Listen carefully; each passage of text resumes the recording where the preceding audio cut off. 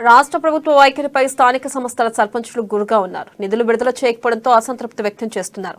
బేల మండలంలో మొత్తం 37 గ్రామ పంచాయతీలు ఉండగా గత ఏప్రిల్ నెల నుంచి ఇప్పటి వరకు నిధులు రాకపోవడంతో మండిపడుతున్నారు.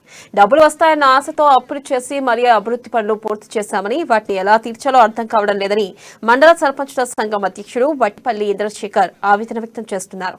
జీపీలో విడుదల నిర్వర్తించే మల్టీపర్పస్ వర్కర్లకు వేతనాలు, విద్యుత్ బిల్లులను తమ సొంత జేబుల్లోంచి ఇవ్వాల్సిన దుస్థితి దాపురించిందంటున్నారు.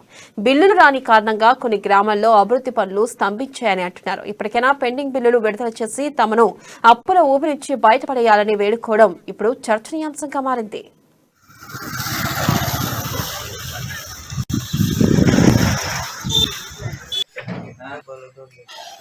కేంద్ర ప్రభుత్వం గ్రామ పంచాయతీలకు నిధులు పంపిస్తుందో ఆ నిధులు మరి గ్రామ పంచాయతీకి 6 నుంచి 7 నెలల సమయం అయింది. ఇంతవరకు గ్రామ పంచాయతీకి ఎలాంటి నిధులు రాకపోవడం, అదేవిధంగా స్టేట్ గవర్నమెంట్ ఉన్నటువంటి 2 నెలల నుండి ఆ స్టేట్ గవర్నమెంట్ కూడా నిధులు రాకపోవడం వలన బేల గ్రామ పంచాయతీ కాదు, ఆవత్ తెలంగాణ గ్రామ పంచాయతీలు అన్ని పంచాయతీలో ఉన్నటువంటి సర్పంచ్లు ఈరోజు ఒక డమ్మీ సర్పంచ్లుగా అయిపోయారు.